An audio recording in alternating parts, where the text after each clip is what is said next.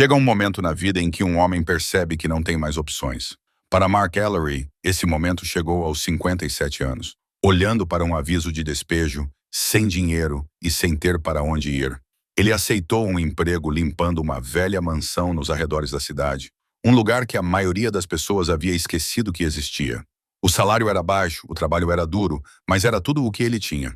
Ele entrou pela porta da frente com luvas de trabalho e uma vassoura, pronto para varrer um século de poeira. Então ele encontrou algo no sótão, escondido atrás de uma parede falsa, um baú que estava lacrado há décadas. Mas o que poderia ser tão valioso que alguém o esconderia por gerações? Antes de continuarmos, diga-nos de onde você está nos ouvindo. E se esta história te emocionar, certifique-se de se inscrever, porque amanhã tenho algo muito especial reservado para você. Mark Ellery sentou-se à mesa da cozinha na escuridão antes do amanhecer. O aviso de despejo se espalhava diante dele como uma sentença de morte. 30 dias, era tudo o que lhe restava antes que tudo o que ele havia conseguido manter fosse perdido. O apartamento não era grande coisa, um quarto sem elevador, com canos que faziam barulho no inverno e janelas que chocalhavam quando os caminhões passavam. Mas era dele, ou tinha sido. Ele envolveu a caneca de café com as duas mãos, sentindo o calor penetrar em suas palmas calejadas. A caneca estava lascada na borda, uma sobrevivente de dias melhores, quando ele tinha um conjunto completo de pratos, uma casa com quintal, uma esposa que sorria para ele durante o café da manhã de domingo. Aquela vida parecia pertencer a outra pessoa agora. 8 meses. Era há quanto tempo ele estava desempregado? 8 meses desde que a fábrica onde ele trabalhava há 25 anos fechou as portas para sempre, levando consigo seu salário fixo, seu plano de saúde e seu senso de propósito. Ele era supervisor lá, responsável por uma equipe de 12 pessoas, orgulhoso da qualidade que eles produziam. Quando a empresa fez o anúncio, Mark ficou parado no estacionamento com 2 dúzias de outros homens da sua idade, todos olhando para os pacotes de indenização e se perguntando o que viria a seguir. Para Mark, o que veio a seguir foi uma série de rejeições.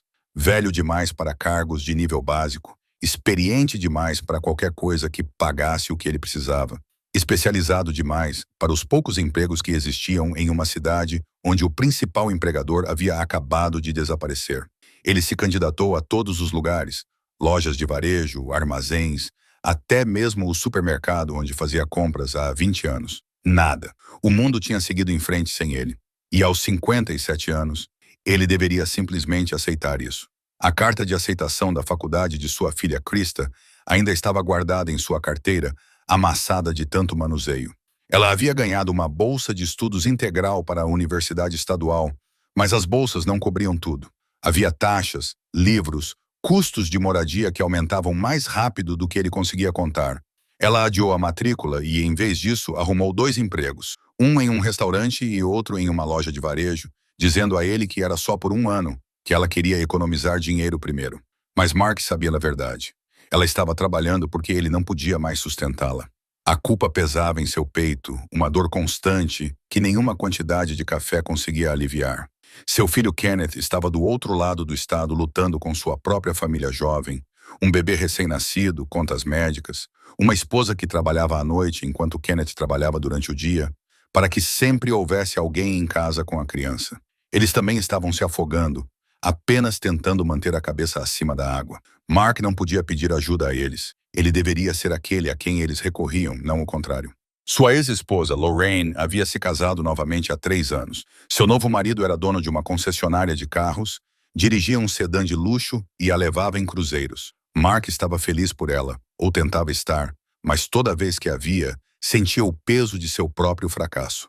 Ela havia seguido em frente em direção à segurança e ao conforto. Ele havia retrocedido para a incerteza e a vergonha. O telefone tocou às 7h30, tirando-o de seus pensamentos. Número desconhecido, provavelmente um cobrador de dívidas. Ele quase não atendeu, mas algo o fez pegar o telefone. Sr. Ellery, aqui é Harold Caldwell. Sou o advogado responsável pelo espólio de Thornhill. A voz era formal, seca. Sei que você tem feito alguns trabalhos temporários pela cidade. Mark endireitou-se na cadeira. Sim, senhor. Manutenção, limpeza, o que for preciso. Tenha um trabalho que pode lhe interessar. É um trabalho de 1 semana. Pagamento em dinheiro, $500. Você está disponível? $500. O aluguel de Mark era de $850, Mas 500 lhe dariam um tempo. Talvez cobrir as multas por atraso que estavam se acumulando. Sim, estou disponível. Qual é o trabalho? Há uma propriedade na Maple Street, a antiga mansão Thornhill. Você a conhece? Todos na cidade conheciam a mansão Thornhill ou sabiam dela. Uma enorme estrutura vitoriana que estava vazia há décadas, lentamente se deteriorando atrás de sebes crescidas e um portão de ferro enferrujado. Quando jovem, Mark costumava passar por lá com os amigos, desafiando-se uns aos outros a escalar a cerca, inventando histórias sobre fantasmas e tesouros enterrados. Ninguém jamais escalou aquela cerca. O lugar tinha um ar de abandono tão completo que parecia errado perturbá-lo. Eu sei disso, disse Mark. Precisa ser limpa. Todos os cômodos, de cima a baixo.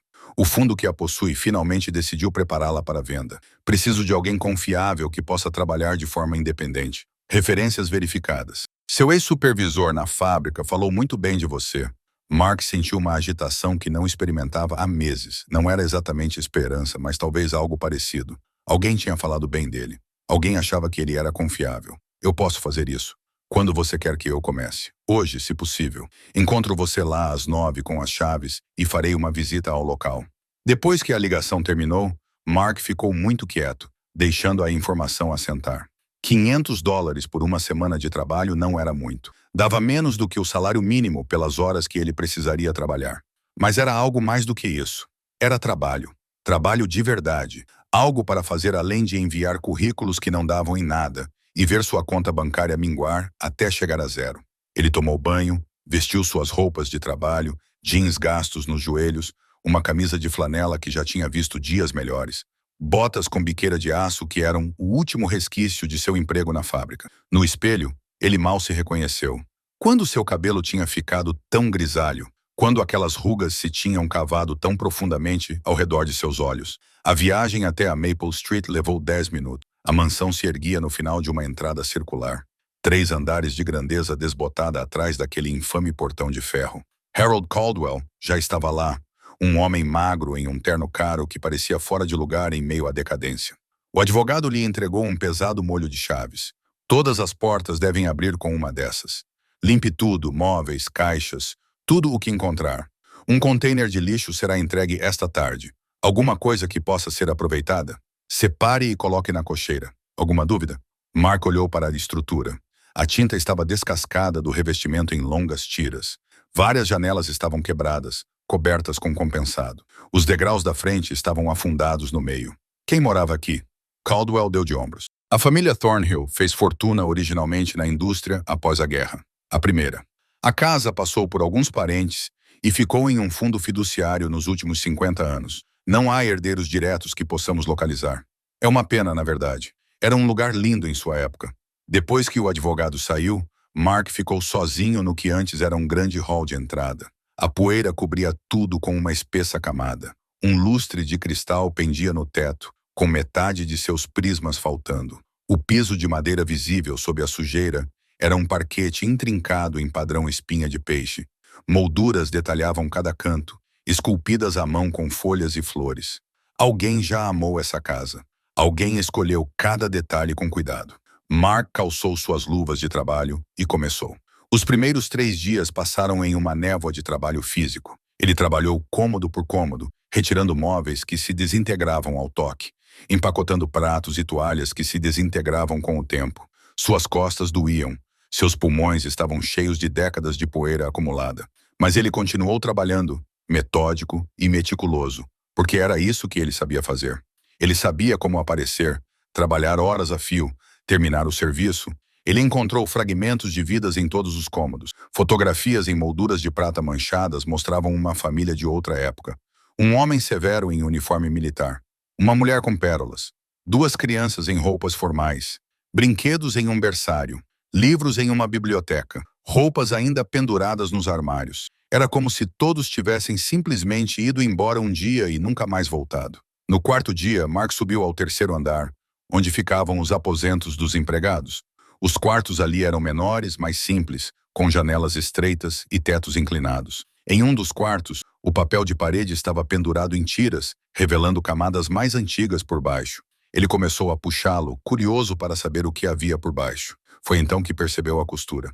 O padrão do papel de parede não combinava perfeitamente em uma seção da parede. O alinhamento estava desviado em 1 centímetro, como se alguém tivesse tentado cobrir algo e não tivesse conseguido fazer isso perfeitamente. Mark passou a mão ao longo da costura, sentindo a diferença na textura. Atrás do papel havia uma lacuna. Ele retirou mais camadas, trabalhando com cuidado. Por baixo de tudo, pintado para se misturar com a parede, mas sem sucesso, estava o contorno de uma porta. Mark recuou, com o coração batendo mais rápido. Uma porta escondida em uma mansão esquecida. Parte dele queria rir do absurdo de sua vida ter se tornado um clichê. Mas a maior parte, a parte que estava entorpecida há 8 meses, sentiu algo se mexer. Curiosidade, interesse, a leve descarga elétrica da descoberta. Ele encontrou um pé de cabra em sua caminhonete e conseguiu abrir a porta. Ela se abriu com um guincho de dobradiças enferrujadas, revelando uma escada estreita que levava da escuridão. Mark acendeu sua lanterna e começou a subir. O ar do sótão era denso e viciado, intocado por tanto tempo que parecia sólido nos pulmões de Mark. O feixe de luz da lanterna cortava na escuridão, iluminando partículas de poeira que giravam em espirais preguiçosas. O espaço era apertado, com o teto a pouco mais de 1,80 metros de altura no ponto mais alto, inclinando-se até a altura dos joelhos nas bordas. Mark teve que se abaixar ao avançar para dentro. O sótão ocupava toda a extensão da casa, cheio de detritos de um século. Móveis cobertos por lençóis brancos pareciam fantasmas na escuridão. Caixotes de madeira estavam empilhados contra uma parede, com etiquetas desbotadas e ilegíveis. Baús e caixas preenchiam todo o espaço disponível, criando caminhos estreitos entre ilhas de pertences abandonados. Mark avançou metodicamente, verificando cada recipiente. A maioria continha exatamente o que ele esperava. Roupas velhas, lençóis comidos pelas traças, livros com páginas tão frágeis que se desintegravam ao seu toque. A família Thornhill já fora rica. Isso estava claro. A qualidade de tudo, mesmo em decomposição, revelava dinheiro e bom gosto. Ele estava prestes a desistir e voltar para o andar de baixo quando sua lanterna captou algo estranho. Ao longo da parede oposta, sob a parte mais baixa do teto inclinado, as tábuas de madeira pareciam diferentes, mais novas. De alguma forma, o veio não combinava com o resto da madeira envelhecida do sótão. Mark rastejou para mais perto, de joelhos, passando os dedos pela junção entre as tábuas novas e as velhas. Alguém havia construído uma parede falsa ali, cuidadosamente ajustada, mas não perfeita. Ele podia sentir a lacuna entre as tábuas, ver como elas haviam sido pregadas no lugar, em vez de unidas corretamente. Seu pulso acelerou. Em sua vida anterior na fábrica, ele havia visto construção suficiente para não deixar de perceber uma ocultação deliberada quando havia. Não era um trabalho mal feito, era intencional. Ele voltou ao seu caminhão para pegar uma caixa de ferramentas adequada. O sol da tarde começava a incidir através das janelas quebradas quando ele voltou, projetando longas sombras no chão do sótão. Mark posicionou-se em frente à parede falsa e começou a arrancar as tábuas. Elas se soltaram mais facilmente do que ele esperava. Os pregos estavam velhos e enfraquecidos pelo tempo. Atrás da parede havia um espaço raso, com cerca de 60 centímetros de profundidade, esculpido no que deveria ser uma estrutura sólida. E nesse espaço havia um único baú. Era menor do que os outros, espalhados pelo sótão, feito de couro escuro com ferragens de latão que haviam oxidado e ficado verdes. Uma letra T, ornamentada, estava gravada na tampa, ainda visível apesar do desgaste. O baú estava perfeitamente centralizado no espaço escondido, posicionado com cuidado. Mark estendeu a mão para pegá-lo, mas hesitou. Isso parecia cruzar uma linha. Tudo mais na casa estava claramente abandonado, deixado para apodrecer. Mas isso tinha sido escondido de propósito. Alguém tinha se esforçado consideravelmente para garantir que permanecesse em segredo. Ele pensou nas instruções de Harold Caldwell. Limpe tudo. O advogado não tinha dito nada sobre compartimentos ocultos ou baús secretos, mas também não tinha dito para ignorá-los. As mãos de Mark tomaram a decisão antes que sua mente terminasse de debater. Ele puxou o baú em sua direção. Era pesado, substancial. Definitivamente havia algo dentro. A fechadura era um cadeado simples de latão, antiquado, mas resistente. Mark tentou as chaves que Caldwell lhe dera, mas nenhuma servia. Ele sentou-se sobre os calcanhares, considerando suas opções. Ele poderia ligar para o advogado, relatar a descoberta e deixar que outra pessoa decidisse o que fazer com ela. Mas 500 dólares americanos era tudo o que ele receberia por esse trabalho. Se havia algo valioso ali dentro, algo que pudesse lhe render uma comissão ou um bônus, ele não podia se dar ao luxo de deixar escapar. Seu aviso de despejo tinha 30 dias quando a semana começou. Agora tinha 26. Ele usou o pé de cabra para quebrar o cadeado. O baú se abriu com um rangido de dobradiças antigas. De dentro, subiu um cheiro de papel velho e couro, mofado, mas não desagradável. A lanterna de Mark revelou pilhas de documentos cuidadosamente organizados e notavelmente bem preservados em seu santuário escondido. Em cima havia um diário encadernado em couro, com a capa gravada com o mesmo desenho ornamentado do baú. Mark o levantou com cuidado e abriu na primeira página. A caligrafia era precisa, masculina, confiante. Diário de James Thornhill, Capitão, Exército dos Estados Unidos, 1943. Mark prendeu a respiração. Ele tinha visto as fotos lá embaixo. O homem severo em uniforme militar. Isso tinha sido dele. Ele virou as páginas lentamente, lendo as anotações escritas em trincheiras e acampamentos de campanha por toda a Europa. James Thornhill havia documentado sua experiência na guerra com notável clareza. Não a grande visão da história, mas os pequenos momentos humanos, a exaustão, o medo, os laços entre homens que enfrentavam a morte juntos. Mas, à medida que o diário avançava por 1944 e entrava em 1945, um fio diferente emergiu. Referências a cartas de casa, a preocupações comerciais, a algo que não estava bem. James mencionava seu parceiro de negócios, Richard Holbrook, com crescente inquietação. Holbrook escreve que tomou as decisões necessárias na minha ausência. Uma entrada dizia: mas o tom me incomoda. Elela compartilha da minha preocupação. Ela menciona transações sobre as quais não foi consultada, documentos que não lhe foram mostrados. Confio nos instintos da minha esposa. Algo está errado. Mark folheou as páginas procurando mais. As entradas ficaram mais preocupadas à medida que James se preparava para voltar para casa. A guerra está acabando. Eu deveria sentir nada além de alívio. Em vez disso, sinto pavor. O que vou encontrar quando voltar? O diário terminou em dezembro de 1945, com James em casa em segurança, mas os problemas comerciais não resolvidos. Vou chegar ao fundo disso. Devo isso à minha família, aos homens que trabalharam para mim, à minha própria honra. O que quer que Holbrook tenha feito, virá à tona. Mark colocou o diário de lado e examinou o restante do conteúdo do baú.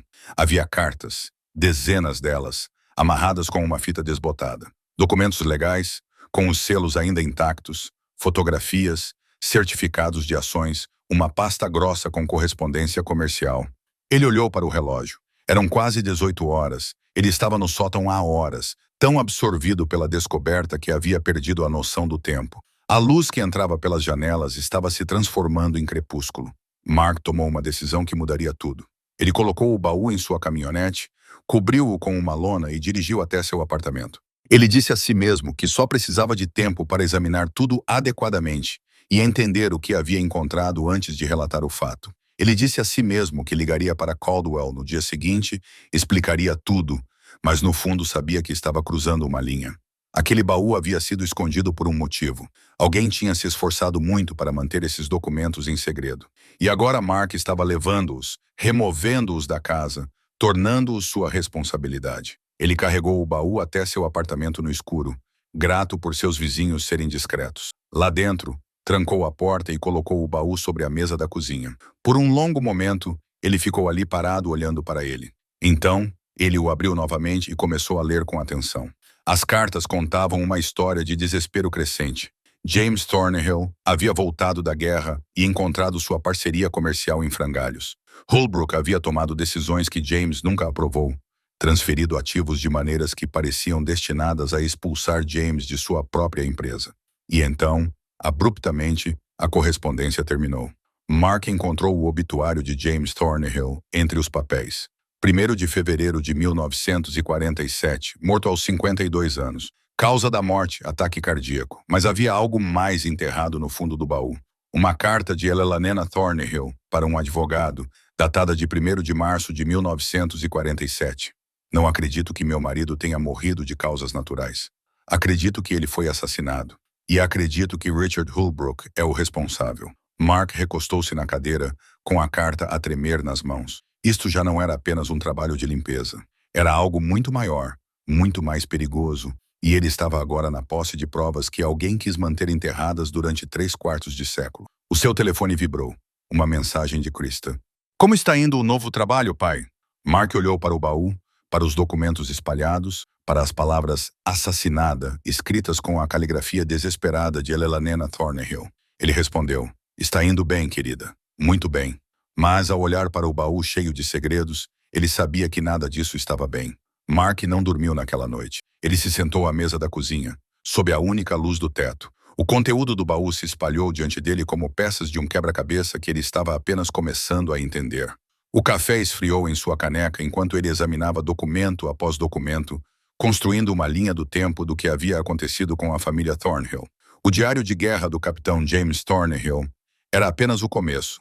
Atrás dele, Mark encontrou mais 11 diários, abrangendo desde a infância de James em 1910 até a última anotação em dezembro de 1945. O homem que emergia dessas páginas era atencioso, íntegro, dedicado à sua família e aos seus funcionários. Ele transformou a Thornhill Manufacturing de uma pequena oficina em uma grande empregadora, tratando seu pessoal com justiça e construindo algo que esperava passar para seus filhos. O sócio, Richard Holbrook, aparecia nos diários já em 1938. Um amigo de faculdade de James, charmoso e ambicioso, que propôs uma parceria que traria capital para a expansão. James hesitou, mas acabou concordando, atraído pelo entusiasmo e perspicácia empresarial de Holbrook. A decisão, como Mark podia ver agora, tinha sido um erro terrível. Enquanto James servia no exterior, Holbrook reposicionou sistematicamente os ativos da empresa. A correspondência entre James e sua esposa, Elelana, contava a história em fragmentos. Elelana escrevia sobre reuniões para as quais não era convidada. Decisões tomadas sem o seu conhecimento. Documentos que apareciam e desapareciam do escritório de James.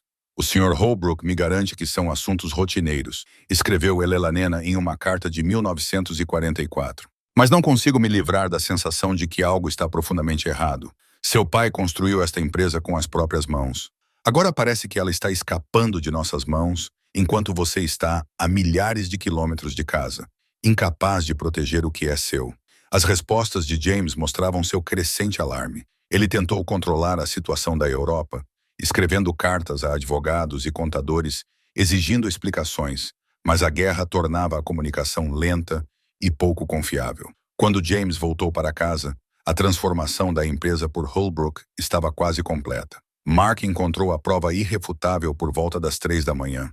Era uma carta escrita com caligrafia trêmula em papel timbrado pessoal, datada de 1º de junho de 1960. A assinatura na parte inferior dizia Richard Holbrook. Estou escrevendo isso como um homem moribundo. Assim começava. Os médicos me dão no máximo algumas semanas de vida, e percebo que não posso deixar este mundo sem reconhecer o que fiz. As mãos de Mark tremiam enquanto ele lia. Holbrook confessou tudo. Falsificou a assinatura de James em documentos comerciais enquanto ele estava no exterior, criou registros fraudulentos de dívidas e transferiu sistematicamente ativos para seu próprio nome. Ele planejou tudo cuidadosamente, aproveitando-se da ausência de James e do caos da manutenção de registros durante a guerra. Quando James voltou e começou a investigar, Holbrook escreveu: Eu sabia que seria desmascarado, mas já tinha ido longe demais para voltar atrás. Eu tinha construído uma vida com o que tinha roubado. Não podia desistir disso. A carta não chegou a confessar o assassinato, mas a implicação pairava pesadamente na formulação cuidadosa das palavras. James Thornhill morreu repentinamente em fevereiro de 1947, justamente quando se preparava para entrar com uma ação judicial contra seu sócio. O momento oportuno era impossível de ignorar. Eu digo a mim mesmo que foi seu coração que não aguentou o estresse de descobrir minha traição. Holbrook escreveu: Talvez isso seja verdade, mas sei que sou responsável por sua morte, quer minha mão tenha desferido o golpe ou não. A carta nunca foi enviada. Holbrook a escreveu, assinou, selou em um envelope endereçado a Elelana Thornhill, mas nunca a enviou. Talvez sua coragem tivesse falhado. Talvez ele tenha decidido que a confissão só causaria mais dor. De qualquer forma, a carta acabou neste baú, escondida com todas as outras evidências do que ele havia feito. Mark leu a confissão 3 vezes, certificando-se de entender cada palavra. Isso era real. Era uma prova. Um empresário rico e respeitado roubou tudo de seu sócio e o levou a uma morte prematura, e ficou impune por mais de 70 anos. A questão agora era o que Mark deveria fazer com essa informação. Ele começou a pesquisar, usando seu laptop para vasculhar arquivos de jornais antigos e registros públicos. O obituário de James Thornhill o descrevia como um empresário de sucesso que morreu muito jovem. Não havia nenhuma menção a problemas financeiros ou disputas. Richard Holbrook havia feito uma declaração chamando James de amigo querido e parceiro insubstituível, cuja perda foi devastadora para todos que o conheciam. O próprio Holbrook havia falecido em 1962, rico e respeitado. Seu obituário listava inúmeras contribuições de caridade e funções de liderança comunitária. Havia até um centro comunitário Holbrook no centro da cidade, construído com sua generosa doação. Mark havia passado por ele centenas de vezes, sem nunca pensar de onde vinha o dinheiro. A história de Elellanena Thornhill era mais difícil de rastrear. Mark encontrou seu obituário de 1951. Ela morreu apenas 4 anos depois do marido, aos 56 anos. O breve aviso mencionava que ela deixara uma filha, Catherine. Não havia nenhuma menção ao negócio, à fortuna ou à casa que ela havia perdido. Catherine Thornhill se casou com alguém chamado Lawrence Ashford em 1952. Mark encontrou a certidão de casamento e, em seguida, as certidões de nascimento de 2 filhos, Margaret em 1954 e Peter em 1956. Depois disso, o rastro ficou mais tênue. A família Ashford aparentemente havia deixado a cidade, talvez incapazes de suportar viver à sombra do que lhes havia sido tirado. Quando amanheceu, Mark havia preenchido um caderno com nomes, datas e conexões. Ele fotografou todos os documentos do baú com seu celular, criando um backup digital. Ele sabia que deveria ligar para Harold Caldwell, relatar o que havia encontrado e entregar tudo às autoridades competentes. Mas algo o impedia. Talvez fosse saber que o sistema jurídico havia falhado com Elellanena Thornhill quando ela tentou buscar justiça. Talvez fosse entender como pessoas poderosas podiam facilmente fazer verdades inconvenientes desaparecerem. Ou talvez fosse mais simples do que isso.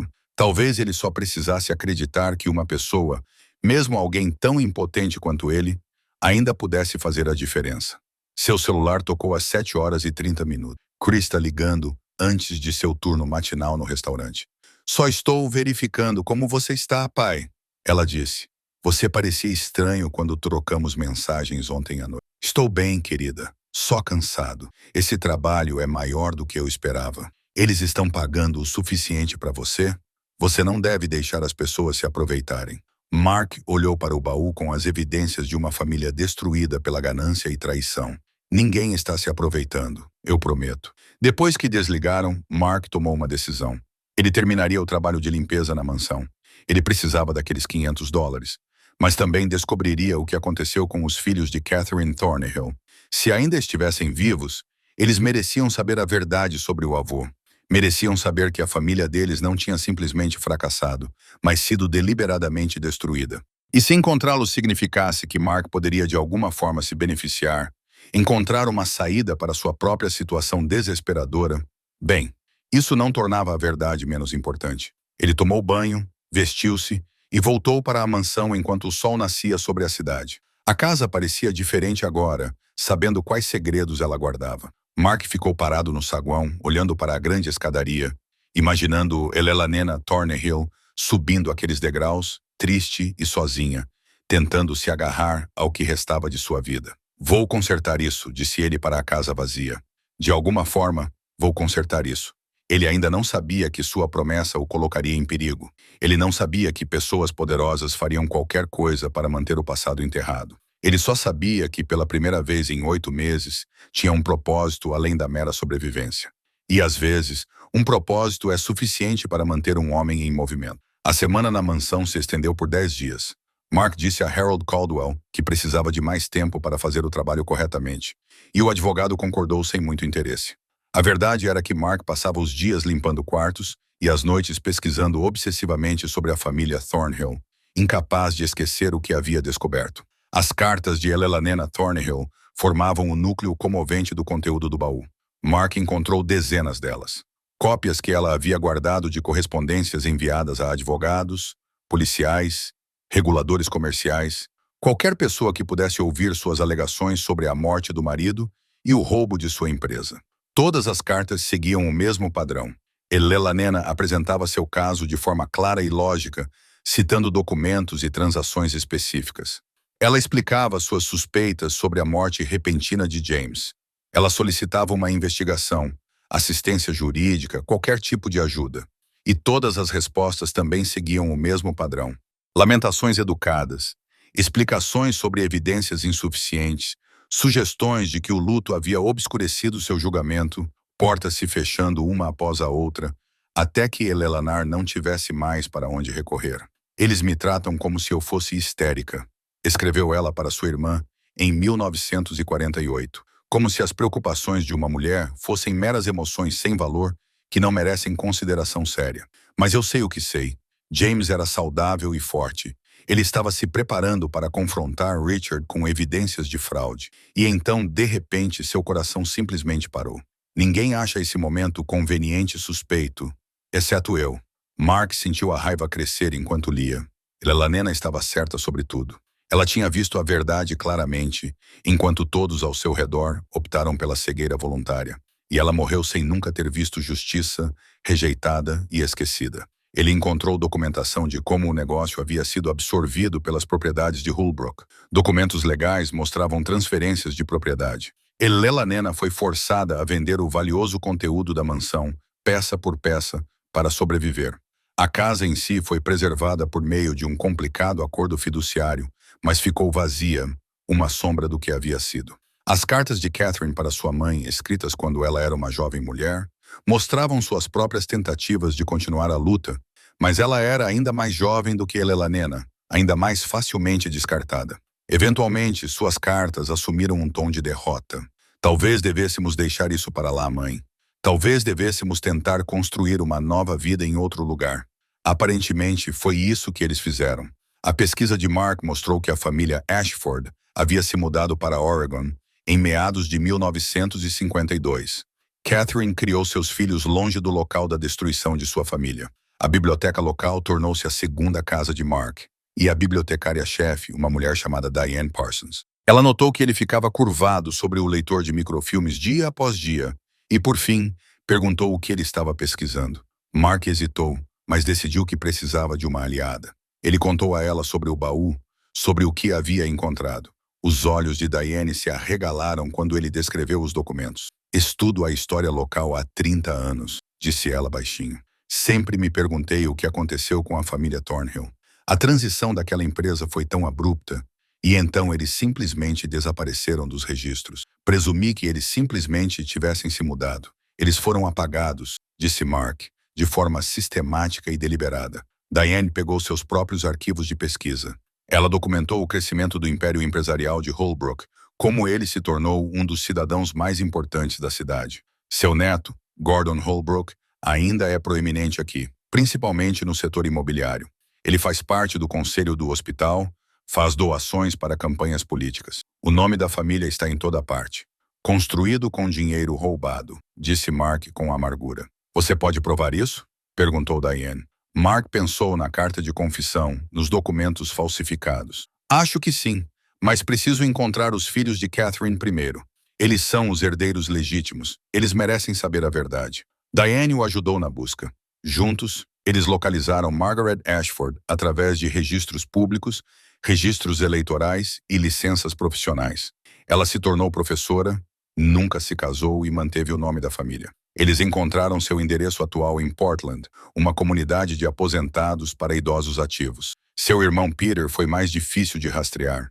Eles encontraram sua certidão de óbito de 1998, morte por doença cardíaca aos 42 anos. Mas Peter era casado e tinha um filho, Gregory Ashford, agora com cerca de 45 anos, morando em São Francisco e trabalhando com desenvolvimento de software. 2 descendentes vivos.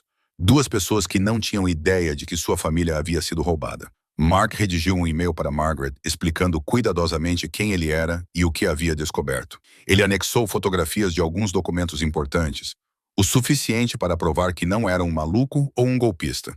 Então, ele ficou com o dedo pairando sobre o botão enviar por 10 minutos antes de finalmente pressioná-lo. 3 dias se passaram sem resposta. Mark se dedicou a terminar o trabalho na mansão, limpando os últimos cômodos. Seu corpo doía devido ao trabalho físico, mas ele gostava disso. A dor lhe dava algo em que se concentrar, além de verificar obsessivamente seu e-mail. No quarto dia, Harold Caldwell apareceu para uma inspeção final. Ele caminhou pelos cômodos vazios, acenando com a cabeça em sinal de satisfação. Bom trabalho, Ellery, muito meticuloso. Ele entregou a Mark um envelope com $500 americanos em dinheiro e acrescentou mais $200 americanos. Bônus. Você foi além do esperado. Mark guardou o dinheiro no bolso, sentindo o peso dele. $700 americanos. O suficiente para pagar mais um mês de aluguel do apartamento. O suficiente para manter as luzes acesas por mais algum tempo. Mas de alguma forma, parecia errado. Ser pago para limpar uma casa enquanto escondia as evidências do que realmente havia acontecido ali. Posso te perguntar uma coisa? Disse Mark. Você sabe alguma coisa sobre a família Thornhill? Por que a casa ficou assim? Caldwell deu de ombros. Antes da minha época, o fundo foi criado nos anos 60. Minha empresa apenas o administra. Sei que não foram encontrados herdeiros diretos, e é por isso que finalmente está sendo vendido. Por que você pergunta? Só por curiosidade, disse Mark. Parece triste, um lugar como este sendo deixado para apodrecer. Depois que Caldwell saiu, Mark caminhou pela mansão vazia uma última vez. Ele ficou parado no que tinha sido o escritório de James Thornhill, tentando imaginar o homem trabalhando em sua mesa, sem saber que seu sócio estava destruindo sistematicamente tudo o que ele tinha construído. Seu telefone vibrou. Um e-mail de Margaret Ashford. Senhor Ellery, não consigo expressar o que senti ao ler sua mensagem. Minha avó, Elenena, passou seus últimos anos insistindo que algo terrível havia sido feito à nossa família. A maioria das pessoas, incluindo membros da minha própria família, achava que a dor a havia tornado paranoica. Eu era apenas uma criança quando ela morreu, mas me lembro de sua intensidade, de sua certeza de que a verdade acabaria por vir à tona. Se o que você descobriu é real, então ela estava certa o tempo todo. Preciso ver esses documentos. Posso voar para aí na próxima semana. Por favor, diga-me que isto não é uma brincadeira cruel. Mark leu o e-mail 3 vezes, com o coração a bater forte. Agora era real. Ele tinha posto algo em movimento. Isso não podia ser parado. Ele respondeu imediatamente. Não é uma brincadeira. Tenho tudo. Venha assim que puder. Naquela noite, enquanto Mark preparava o jantar em seu pequeno apartamento, alguém colocou um envelope debaixo da porta. Sem selo, sem remetente. Apenas o nome dele digitado na frente. Dentro havia uma única folha de papel, com uma mensagem em letras maiúsculas. Deixe o passado enterrado, ou você se arrependerá. Mark ficou parado na porta, olhando para cima e para baixo no corredor vazio. Quem quer que tivesse entregue a ameaça já tinha ido embora. Alguém sabia o que ele havia descoberto e queria que ele parasse. Mark não dormiu bem depois de encontrar a nota ameaçadora. Ele guardou o baú no armário do quarto, escondido sob cobertores velhos, e verificou as fechaduras da porta 3 vezes antes de tentar descansar. Cada barulho no corredor o deixava tenso, imaginando se alguém estava chegando. De manhã, ele encontrou uma segunda mensagem. Essa havia sido colocada em sua caixa de correio. Outro envelope e outra ameaça digitada. Você está se intrometendo em assuntos que não lhe dizem respeito. Pare agora, enquanto ainda pode. A especificidade o deixou nervoso. Quem quer que tivesse enviado isso sabia sobre o baú, sabia sobre sua pesquisa. Eles estavam observando-o na biblioteca? Seguindo-o até sua casa depois da mansão, Mark se sentiu exposto de uma forma que não tinha nada a ver com seus problemas financeiros. Ele ligou para Diane Parsons e leu as mensagens para ela ao telefone. Você precisa levar isso a sério, ela disse imediatamente. Leve-as à polícia. Documente tudo e diga a eles o que encontrei em uma casa que fui contratado para limpar. Levei-as para casa sem permissão. E agora alguém está furioso com isso. Mark balançou a cabeça, mesmo que ela não pudesse vê-lo. Não tenho certeza se sou o mocinho nessa história. Você está protegendo evidências históricas. Diane insistiu. Isso é importante. Mas Mark não tinha certeza se a polícia veria dessa forma. Ele havia cruzado os limites. Ele sabia que o baú deveria ter sido relatado imediatamente. Em vez disso, ele o escondeu, pesquisou, entrou em contato com herdeiros em potencial sem contar a ninguém. Ele deixou seu desespero e curiosidade se sobreporem ao seu bom senso. Ainda assim, as ameaças o deixaram mais determinado. Não menos. Alguém queria isso enterrado o suficiente para intimidá-lo. Isso significava que era importante.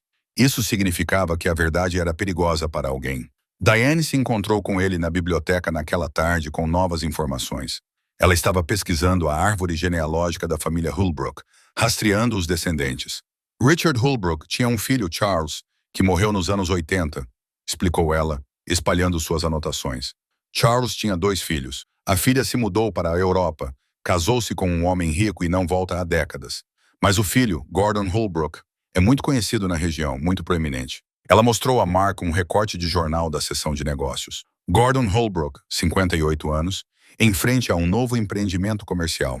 A legenda elogiava seu investimento visionário na revitalização do centro da cidade. Ele vem tentando comprar a propriedade Thornhill há anos, continuou Diane. O fundo fiduciário continua recusando, mas há rumores de que, se nenhum herdeiro for localizado, a propriedade poderá eventualmente passar para a cidade. Gordon tem conexões políticas suficientes para adquiri-la por meio de um acordo vantajoso. Mark estudou a fotografia. Gordon tinha os traços marcantes do avô, o mesmo sorriso confiante. Quanto vale essa propriedade agora? Localização privilegiada no centro da cidade, 3 acres. Edifício histórico. Diane calculou conservadoramente entre 3 e 4 milhões. Talvez mais para o desenvolvedor certo. O número fez a cabeça de Mark girar. Ele vinha pensando em justiça histórica, em corrigir erros do passado. Mas não se tratava apenas do passado. Tratava-se de dinheiro, imóveis e poder no presente. Se a fraude fosse comprovada, se os herdeiros de Thornhill pudessem estabelecer sua reivindicação, Gordon Holbrook perderia milhões. Você acha que foi ele quem enviou as ameaças? Perguntou Mark. Ou alguém que trabalha para ele, disse Diane. Ele tem muito a perder se isso vier à tona. Não apenas a propriedade, mas a reputação de sua família, construída com base na suposta genialidade empresarial de Richard Holbrook. Se descobrirem que seu avô era um ladrão e possivelmente um assassino, isso muda tudo. A filha de Mark, Krista, ligou naquela noite. Ela sempre parecia sentir quando algo estava errado, mesmo à distância. Você parece estressado, pai. Está tudo bem? Mark olhou para o baú e para as notas ameaçadoras espalhadas sobre a mesa. Só cansado, querida. Como estão indo as aulas? Ela se matriculou em 2 cursos na faculdade comunitária, ainda trabalhando nos 2 empregos, mas determinada a seguir em frente. Ela falou sobre sua aula de psicologia, sobre um trabalho que estava escrevendo sobre trauma geracional. Mark ouviu, orgulhoso e culpado na mesma medida. Estive pensando, disse Krista com cuidado. Talvez eu devesse tirar o próximo semestre de folga, economizar mais dinheiro, ajudar você com o aluguel até encontrar algo estável. De jeito nenhum, disse Mark com firmeza. Continue indo à faculdade. Estou tentando resolver as coisas. Depois que desligaram, Mark ficou sentado no escuro pensando no que Krista havia dito. Trauma geracional. A família Thornhill certamente havia experimentado essa injustiça transmitida ao longo de décadas, moldando as vidas que vieram depois. Catherine cresceu na pobreza depois que a riqueza de sua família foi roubada. Seus filhos foram criados com a sombra dessa perda, mesmo que não a compreendessem totalmente. E agora era a geração de Mark enfrentando o deslocamento econômico, vendo as oportunidades evaporarem, incapazes de prover para seus filhos da mesma forma que seus pais haviam feito. Circunstâncias diferentes, mas o mesmo sentimento de impotência contra forças grandes demais para serem combatidas. Talvez fosse por isso que isso era tão importante para ele. Não se tratava mais apenas dos Thornhills. Tratava-se de acreditar que a verdade e a justiça ainda podiam vencer, que uma pessoa se levantando poderia fazer a diferença. Margaret Ashford chegou numa terça-feira de manhã.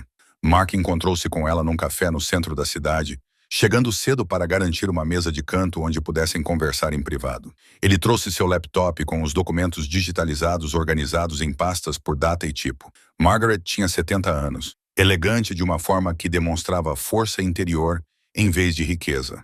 Ela tinha os olhos da sua avó Elelanena, pensou Mark, com a mesma intensidade e inteligência. Ela carregava uma pasta de couro surrada que colocou cuidadosamente sobre a mesa. Trouxe o que tenho, disse ela depois que se apresentaram.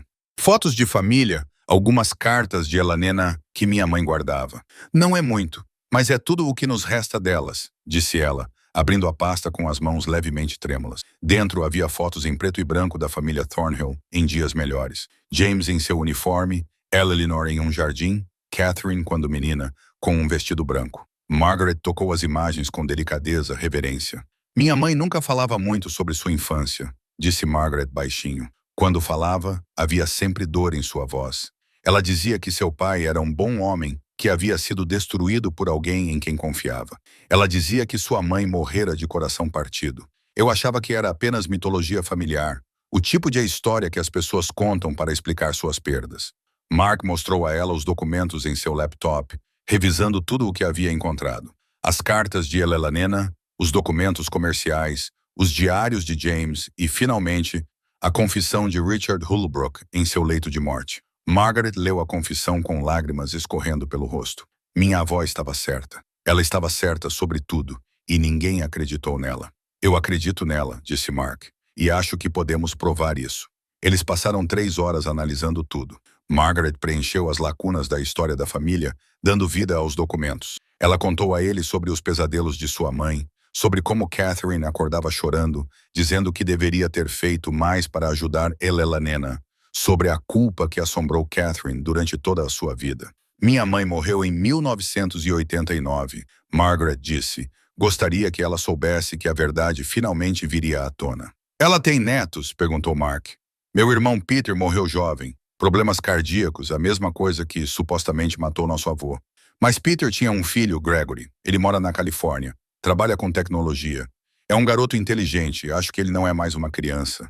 Tá na casa dos 40 agora. Ele conhece a história da família? Parte dela. O suficiente para saber que fomos injustiçados, mas sem provas. Margaret olhou para Mark com gratidão e algo parecido com admiração. Você encontrou provas. Você encontrou o que Elelanena passou anos procurando e nunca conseguiu localizar. Enquanto se preparavam para sair, Margaret de repente agarrou o braço de Mark. Aquele homem do outro lado da rua, no carro preto. Acho que ele está nos observando. Mark se virou casualmente e avistou o veículo. Vidros escuros, modelo caro parado na calçada. Assim que Margaret apontou, o carro partiu suavemente para o trânsito. Há quanto tempo ele está aí? Mark perguntou. Desde antes de você chegar? Notei quando estava esperando por você. Eles estavam sendo vigiados. As ameaças não eram vazias. Mark acompanhou Margaret até o hotel, ambos olhando por cima dos ombros. Na entrada, ela virou-se para ele com determinação nos olhos. Não vamos recuar, pois não?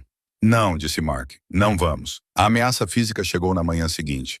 Mark encontrou-a quando saiu do seu apartamento para se encontrar com Margaret para o pequeno almoço. Outro envelope, mas este mais grosso, mais substancial. Dentro havia uma carta impressa em papel de carta caro, juntamente com fotografias. A fotografia mostrava Mark na biblioteca, no café com Margaret a entrar no seu prédio. Alguém o vinha seguindo há dias, documentando seus movimentos. A vigilância era profissional, as imagens claras e detalhadas. A carta era mais direta do que as notas anteriores. Sr. Ellery, o senhor está interferindo em assuntos além de sua compreensão. A disputa pela propriedade Thornhill foi resolvida legalmente há décadas. Suas ações atuais constituem roubo e possivelmente fraude. Cesse todo o contato com a família Ashford e devolva todos os materiais que você removeu da propriedade ou enfrente as consequências legais. Você tem 48 horas para cumprir. Estava assinado por um escritório de advocacia que Mark não reconhecia. Ele pesquisou online e descobriu que era um escritório de prestígio no centro da cidade, que tinha Gordon Holbrook entre seus principais clientes. As mãos de Mark tremiam quando ele ligou para Margaret no hotel. Eles se encontraram em uma lanchonete movimentada, escolhendo uma mesa onde podiam ver a entrada. Mark mostrou a carta e as fotografias a ela. O rosto de Margaret endureceu enquanto ela as examinava. Eles estão tentando nos intimidar, disse ela. Está funcionando, admitiu Mark. Estou com medo. Sou um homem de 57 anos, sem emprego e sem dinheiro. Essas pessoas têm advogados, recursos e conexões. O que eu tenho? A verdade, disse Margaret com firmeza. E você tem a mim. Meu sobrinho Gregory chegará amanhã. Ele trará seu próprio advogado, alguém especializado em direito imobiliário e casos de fraude. Não estamos sozinhos nisso. Mas Mark se sentia sozinho. Naquela noite, deitado em seu pequeno apartamento com o baú escondido no armário, ele se perguntou se havia cometido um erro terrível. Ele ainda poderia desistir, devolver o baú, pedir desculpas e voltar à obscuridade do desemprego e da pobreza. Ninguém o culparia, exceto ele mesmo. E Krista acabaria descobrindo que ele havia escolhido a segurança em vez da verdade. Ele não conseguia encarar isso. Seu filho, Kenneth, ligou na manhã seguinte apenas para saber como ele estava. Como está indo a procura de emprego, pai? Mark quase contou tudo para ele. O baú, as ameaças, a escolha que ele estava enfrentando. Mas Kenneth tinha suas próprias dificuldades. Um novo bebê, contas se acumulando. Ele não precisava dos problemas do pai para aumentar sua carga. Ainda procurando, Mark disse: algo vai aparecer. Depois que desligaram, Mark ficou olhando para o telefone. Seus filhos estavam trabalhando muito, tentando construir suas vidas em uma economia que parecia determinada a esmagá-los, assim como os descendentes de Thornhill, carregando o peso de perdas que não causaram, pagando por falhas que não eram suas. Talvez tenha sido isso que finalmente o decidiu. Ele estava cansado de aceitar que os poderosos sempre venciam, que as pessoas comuns tinham que simplesmente suportar tudo o que lhes acontecia. Pela primeira vez, talvez a verdade pudesse ser mais importante do que dinheiro ou influência. Gregory Ashford chegou naquela tarde com seu advogado, um homem perspicaz chamado Philip Constantine. Eles se reuniram no quarto de hotel de Margaret, espalhando documentos por toda a superfície disponível. Philip revisou tudo com rigor profissional, fazendo anotações e ocasionalmente fazendo perguntas. Após 2 horas, ele se recostou e deu sua avaliação. O caso civil é forte, disse ele. A carta de confissão, combinada com os documentos comerciais falsificados e a correspondência contemporânea de Elelanena, estabelece um padrão claro de fraude. O caso criminal é impossível devido ao prazo de prescrição e à falta de provas físicas. Todos os envolvidos estão mortos, mas a reivindicação da propriedade é viável. Viável como? Gregory perguntou.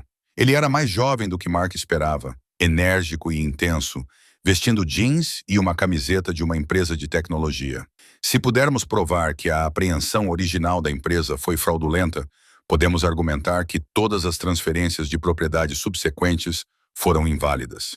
A mansão deveria ter passado para Catherine Thornhill, depois para você e sua tia.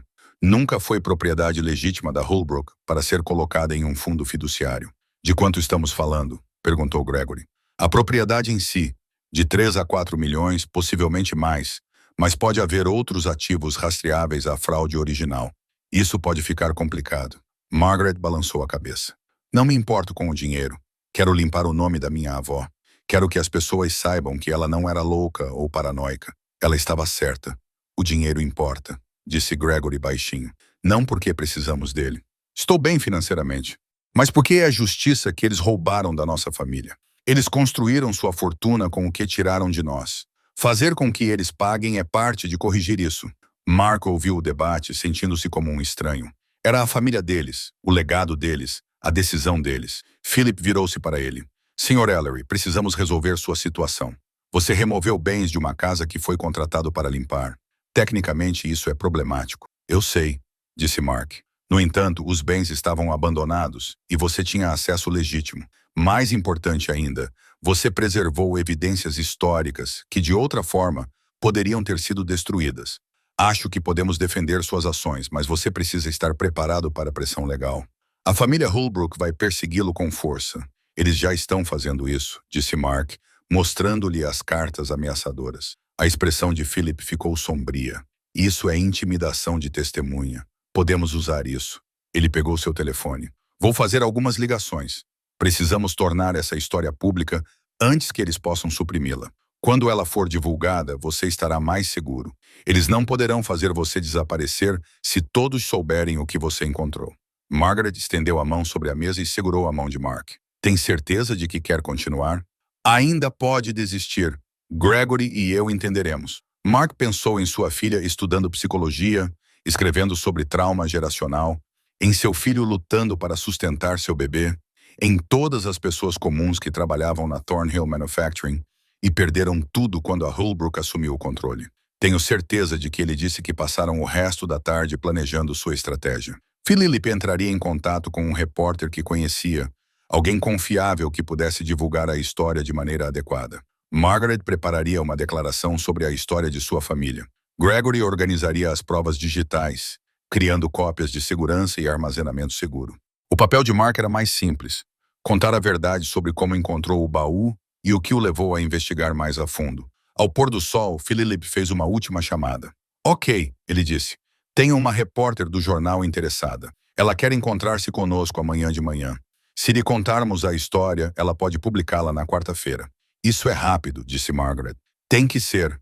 No momento em que todos os Brooks souberem que vamos divulgar, eles tentarão obter uma liminar. Precisamos divulgar a história antes que eles possam reagir. Naquela noite, enquanto todos se preparavam para sair, o telefone de Mark vibrou. Outra mensagem. Desta vez, uma mensagem de texto de um número desconhecido. Último aviso. Você não tem ideia do que está começando. Afaste-se agora. Ele mostrou a Philip, que fotografou com seu próprio telefone. Ótimo!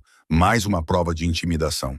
Eles estão cometendo erros porque estão com medo. Eu deveria estar com medo? Perguntou Mark.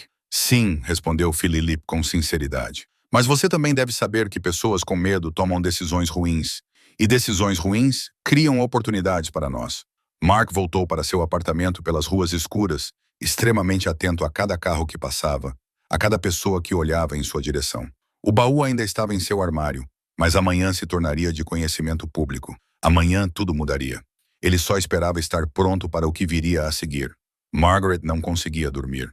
Deitada em seu quarto de hotel, ela olhava para o teto, pensando em sua avó Eleanor, em sua mãe Catherine, em todos os anos de histórias familiares sussurradas que todos haviam descartado como amargura e tristeza. Agora, finalmente, a validação estava ao seu alcance. Ela se levantou, preparou um chá e pegou seu laptop. Mark havia enviado todos os documentos digitalizados, organizados em pastas. Ela havia revisado a maioria deles, mas algo a incomodava. Uma sensação de que havia perdido algo importante. Ela abriu a pasta que continha as fotos do baú.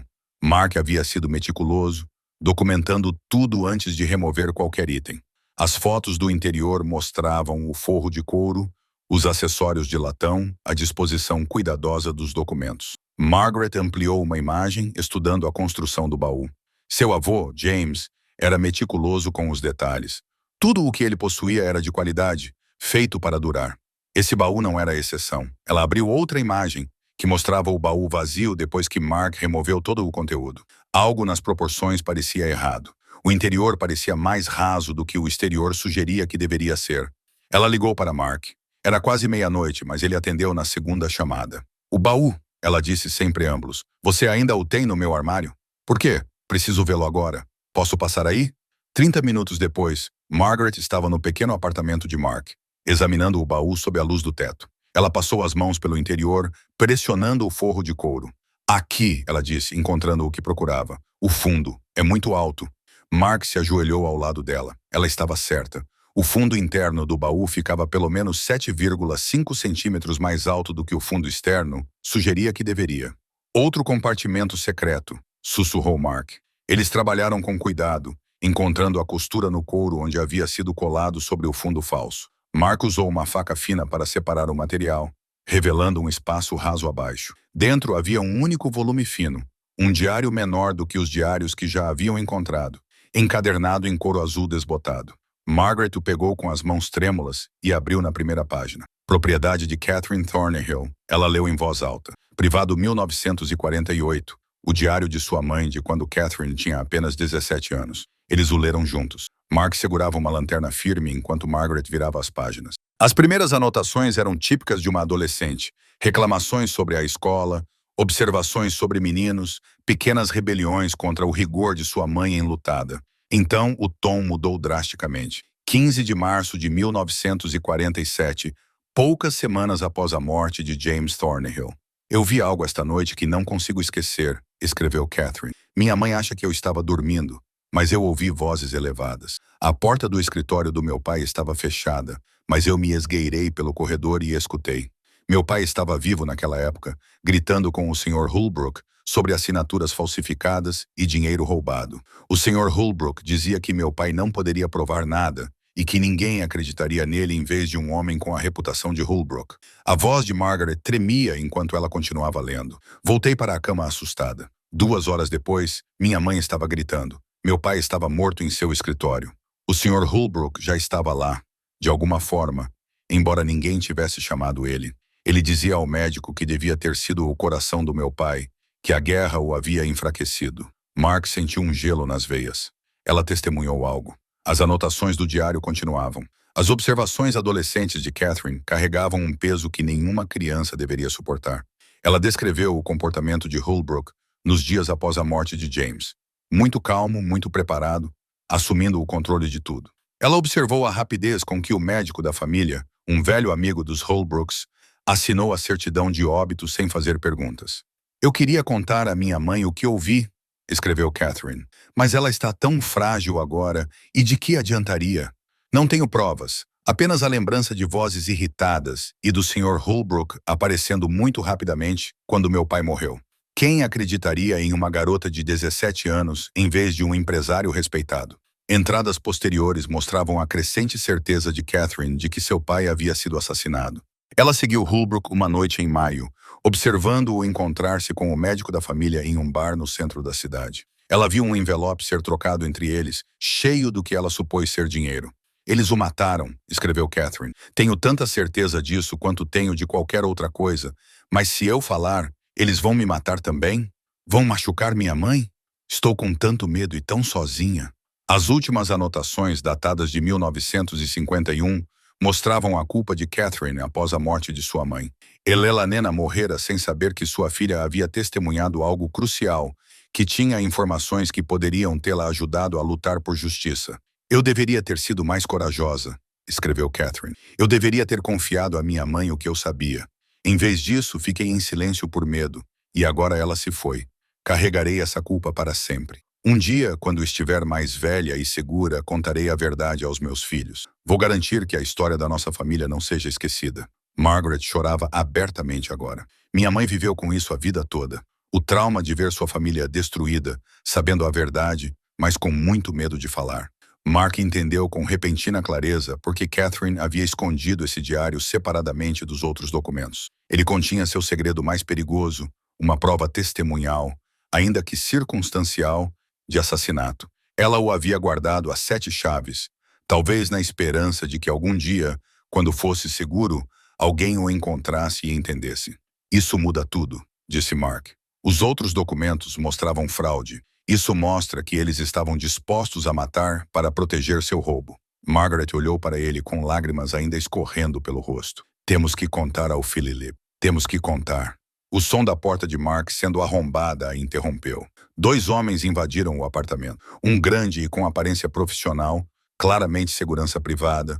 O outro mais velho, vestido com roupas caras, irradiando fúria. Gordon Holbrook. Onde está? Exigiu Gordon, avançando para dentro da sala. Onde está o baú? Mark se levantou, posicionando-se entre Gordon e Margaret.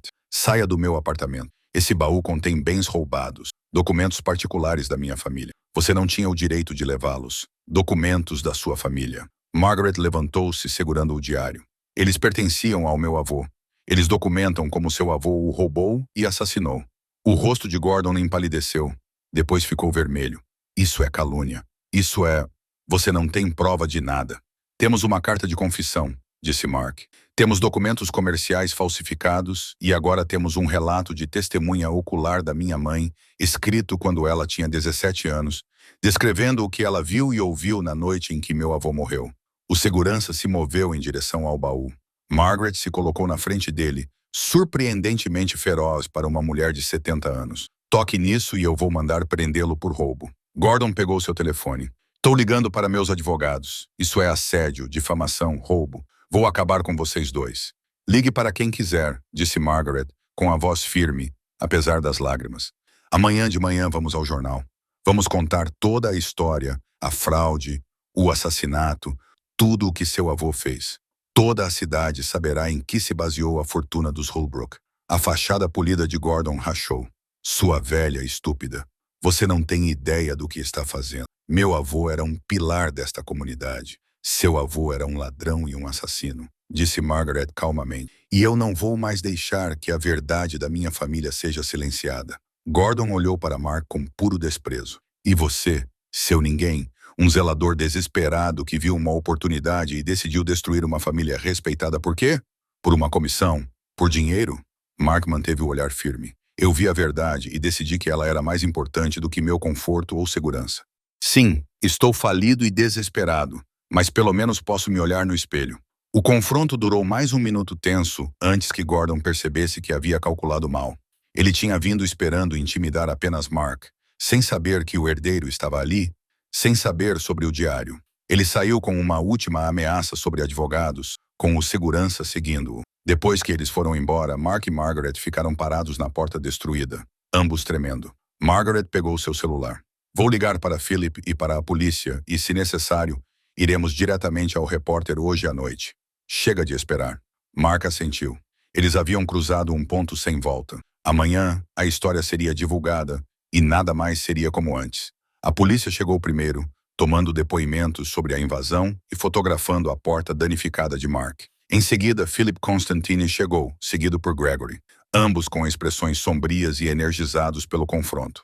Às 3 da manhã, o apartamento de Mark havia se tornado uma sala de guerra. Isso realmente nos ajuda, disse Philip, revisando o relatório policial.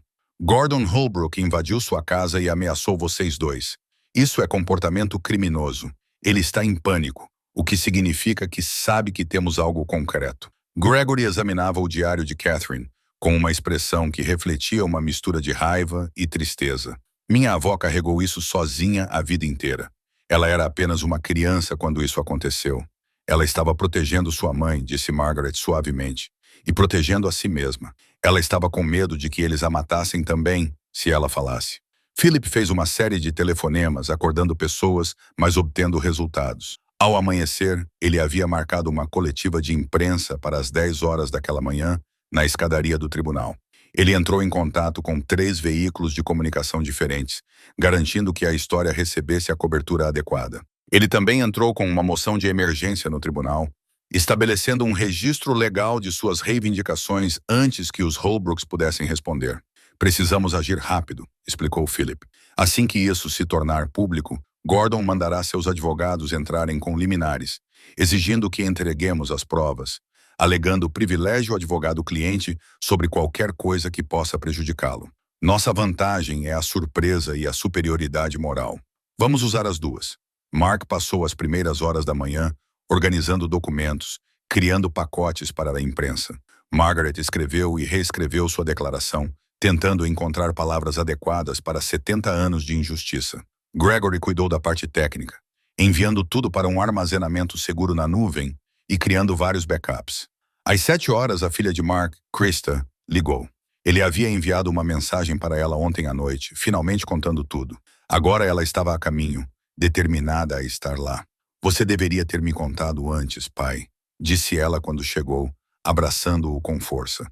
Você não deveria ter enfrentado isso sozinho. Eu não queria preocupá-lo. Sou sua filha. Preocupar-me com você faz parte do meu papel. Ela olhou ao redor para a porta quebrada, os documentos espalhados, os rostos exaustos. O que posso fazer para ajudar? Kenneth chegou 1 hora depois com sua esposa e seu bebê, tendo dirigido a noite toda depois que Mark finalmente ligou para ele também. Você não vai fazer isso sem a família, disse ele simplesmente. Mark sentiu algo se abrir em seu peito. Durante meses, ele estivera tão concentrado em seu próprio fracasso, em sua incapacidade de prover, em sua vergonha por precisar de ajuda. Ele havia esquecido que família significava estar presente uns para os outros, não apenas financeiramente, mas em todos os aspectos que importavam. Às 9h30, eles se reuniram do lado de fora do tribunal. Uma pequena multidão já se formara.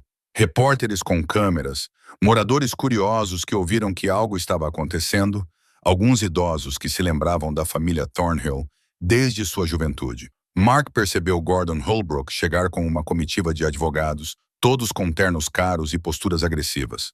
O rosto de Gordon estava abatido. Claramente, ele também não tinha dormido.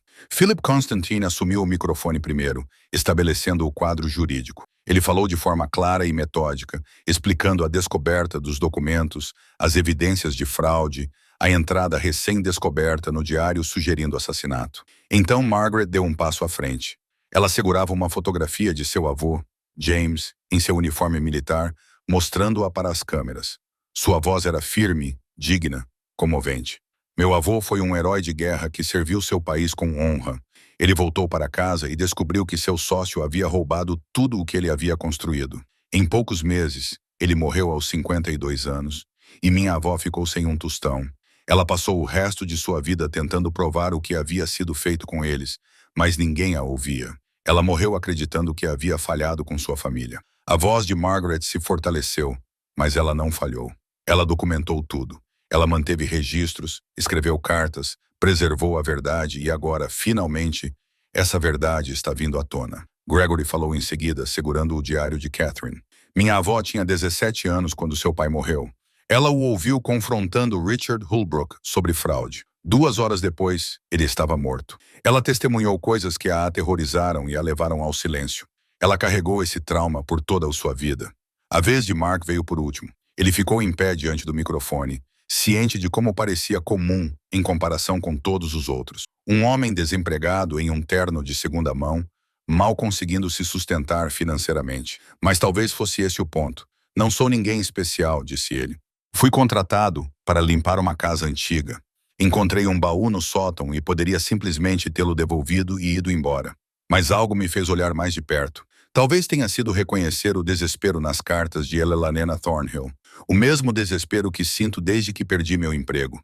Talvez tenha sido ver como pessoas poderosas destruíram uma família honesta e se safaram. Fosse o que fosse, eu sabia que não podia simplesmente deixar isso enterrado. Ele olhou diretamente para as câmeras. A família Holbrook construiu sua fortuna com dinheiro roubado. Eles viveram no luxo por 3 gerações por causa do que Richard Holbrook tirou dos Thornhills. E quando encontrei provas disso, eles me ameaçaram. Eles invadiram minha casa, tentaram me intimidar para que eu ficasse calado. Philip deu um passo à frente novamente, apresentando cópias das cartas ameaçadoras, as fotos de vigilância e o relatório policial da invasão da noite anterior.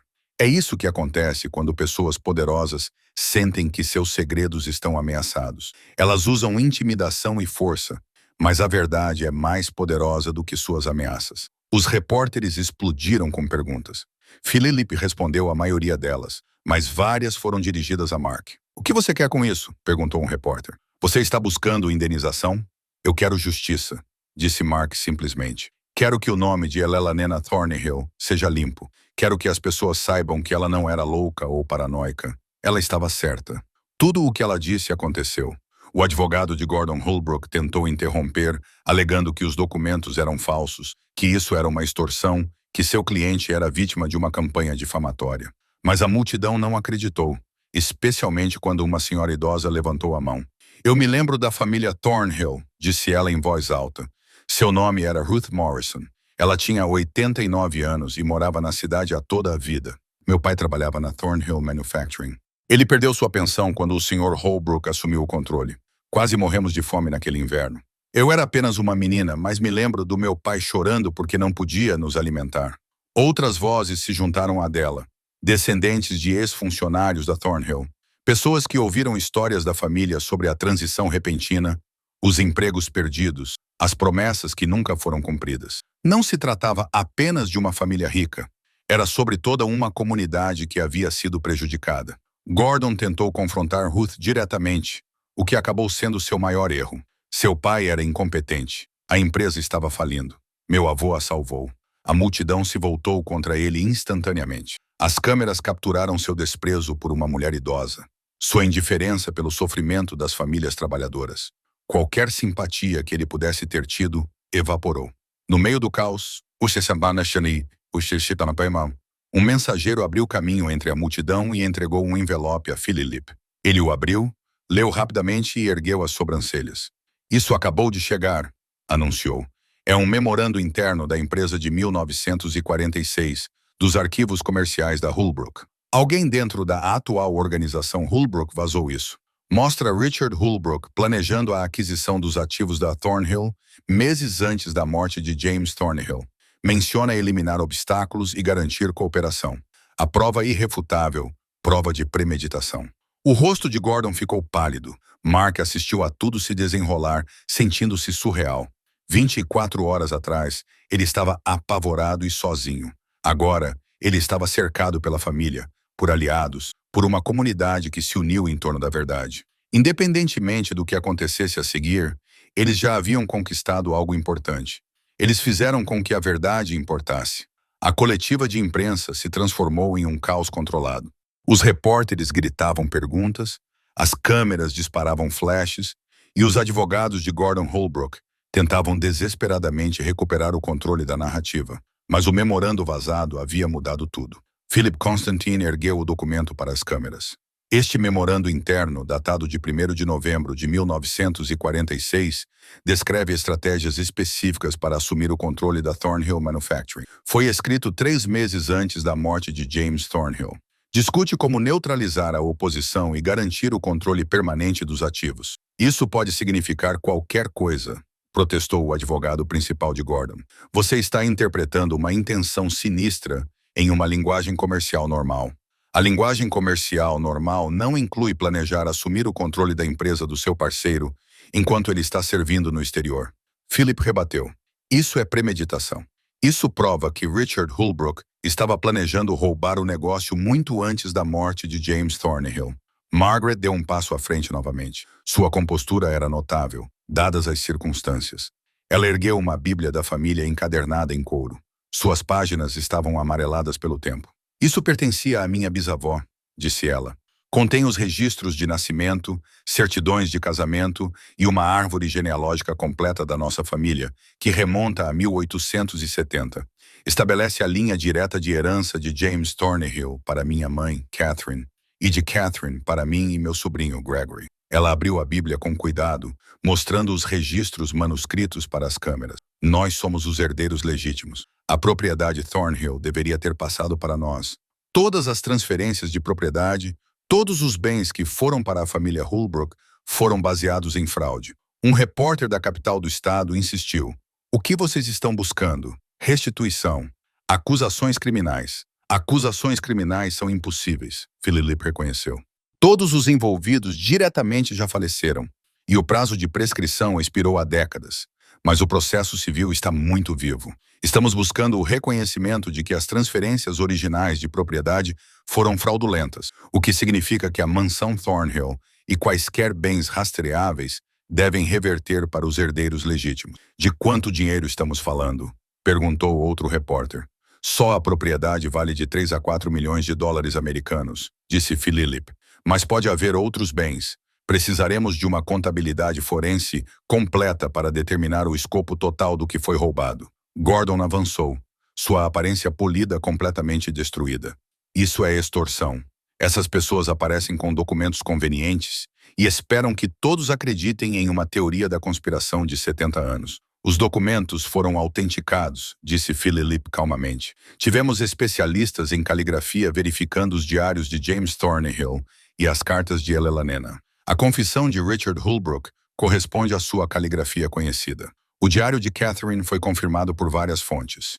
Isso não é teoria, é um fato documentado. Krista apertou a mão de Mark enquanto observavam o confronto se desenrolar. Kenneth segurou sua filha bebê com força, protegendo-a da multidão agitada. Mark se sentiu dominado pela gratidão por seus filhos terem vindo, por estarem ao seu lado apesar do risco. O chefe de polícia, que observava à margem, deu um passo à frente. Estamos abrindo uma investigação sobre os aspectos históricos deste caso. Embora não possamos processar crimes de 1947, podemos examinar as evidências e fornecer uma avaliação oficial para o registro histórico. Essa declaração pareceu desanimar Gordon ainda mais, mesmo que ele evitasse a responsabilidade criminal. A reputação de sua família estava sendo destruída em tempo real. O nome Holbrook, proeminente por 3 gerações, agora era sinônimo de roubo e possivelmente assassinato. Uma jornalista que Mark reconheceu do jornal local, Irene Walsh, fez a pergunta mais importante. Sr. Ellery, foi você quem encontrou esses documentos. O que o levou a continuar investigando em vez de simplesmente entregá-los? Mark pensou cuidadosamente antes de responder. Eu li as cartas de Elelanena Thornhill. Vi como ela lutou para ser ouvida. Como todos descartaram suas preocupações porque ela era uma viúva enlutada, sem poder ou conexões. Passei os últimos 8 meses me sentindo invisível, como se eu não importasse porque perdi meu emprego e não consegui encontrar outro. Sei como é ser descartado. Ele olhou para Margaret, para Gregory, para a multidão de pessoas comuns que se apresentaram com suas próprias histórias familiares. Elelanena Thornhill importava. Sua verdade importava. E se alguém como eu, ninguém especial, apenas um cara que limpa casas, se eu pudesse ajudar a provar isso, então talvez eu também fosse importante. Talvez todos nós fôssemos importantes. Mesmo quando os poderosos tentavam nos fazer sentir que não éramos, a multidão explodiu em aplausos. Mark percebeu que não se tratava mais dos Thornhills. Agora se tratava de todas as pessoas que já haviam sido enganadas por alguém com mais dinheiro e influência. Todos que ouviram que sua verdade não importava porque não eram importantes o suficiente. A tentativa final de Gordon de recuperar o controle saiu pela culatra de forma espetacular. Ele apontou para Mark e disse em voz alta: "Este homem é um ladrão. Ele roubou bens de uma casa que foi contratado para limpar. Ele está tentando lucrar com mentiras e provas forjadas. Ele está desesperado e falido e viu uma oportunidade de tirar dinheiro da minha família." Antes que Philip pudesse responder, Margaret falou, sua voz cortando o barulho. "O Sr. Ellery encontrou documentos que estavam escondidos em uma casa que estava sendo preparada para venda. Ele poderia tê-los destruído, ignorado ou vendido em particular. Em vez disso, ele pesquisou sua autenticidade, localizou os herdeiros legítimos e insistiu que divulgássemos a verdade, mesmo tendo sido ameaçado e intimidado. Ele fez tudo isso sabendo que não ganharia nada pessoalmente, exceto perigo." Ela virou-se para olhar diretamente para Gordon. "Seu avô roubou o trabalho de uma vida do meu avô e provavelmente o assassinou para mantê-lo. Sua família viveu no luxo por 70 anos com dinheiro que não era seu. E quando alguém finalmente expôs essa verdade, você invadiu a casa dele e o ameaçou. Quem é realmente o ladrão aqui, Sr. Holbrook?" O silêncio que se seguiu foi ensurdecedor. Todas as câmeras estavam apontadas para Gordon, capturando sua raiva e humilhação. Então Harold Caldwell, o advogado imobiliário que contratou Mark, saiu da multidão. Mark nem sabia que ele estava lá. "Tenho algo a dizer", anunciou Caldwell. "Administro o Thornhill Estate Trust há 15 anos. Sempre achei o acordo suspeito, sem herdeiros. No entanto, a propriedade nunca foi vendida, mantida em limbo, por mecanismos legais que pareciam ter sido criados para mantê-la inacessível. Fiz algumas pesquisas por conta própria nos últimos dias." Ele tirou uma pasta. "Encontrei evidências de que o fundo foi estruturado especificamente para impedir que qualquer descendente de Thornhill reivindicasse a propriedade. Richard Holbrook o criou em 1962, pouco antes de sua morte, como uma apólice de seguro final. Ele sabia o que tinha feito e queria ter certeza de que ninguém poderia desfazer isso." Caldwell olhou para Margaret e Gregory. O fundo nunca deveria ter sido válido. Baseava-se na alegação fraudulenta de que não existiam herdeiros. "Estou preparado para testemunhar nesse sentido, e estou preparado para oferecer ao Sr. Ellery um cargo de historiador da propriedade, caso ela reverta para os seus legítimos proprietários. Ele merece."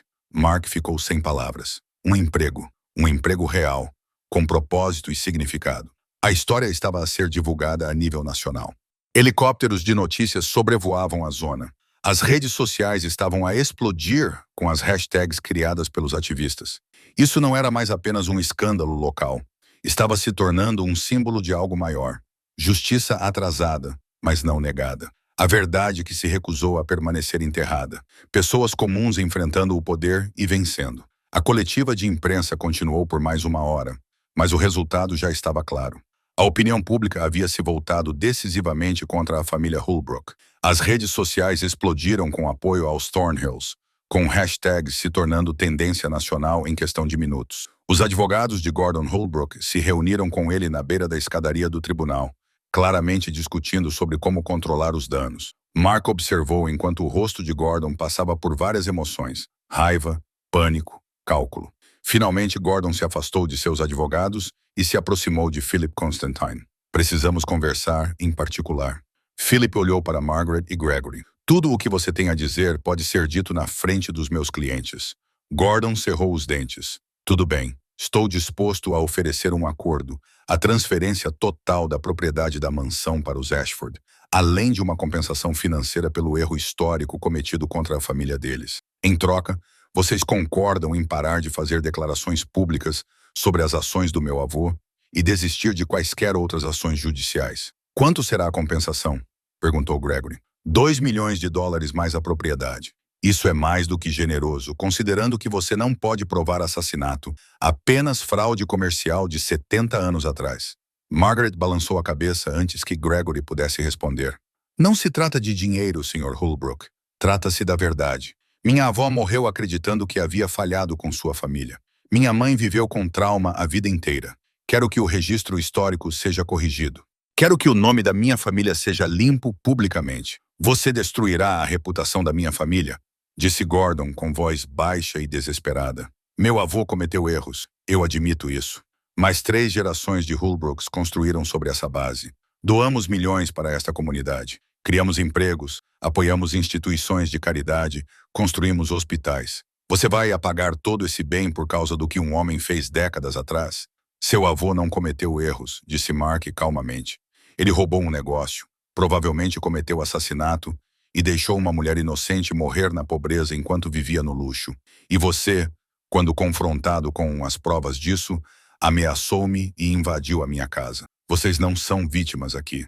Gordon voltou-se contra ele com puro veneno. Você não é ninguém. Um homem falhado sem nada. Encontrou alguns papéis antigos e decidiu fazer-se de herói. O que ganha com isso? Acha que eles lhe vão dar dinheiro? Acha que isso o torna importante? Isso já o tornou importante, disse Krista, dando um passo à frente para ficar ao lado do pai. Ele defendeu pessoas que não podiam se defender. Ele escolheu a verdade em vez da segurança. Isso é mais do que você já fez.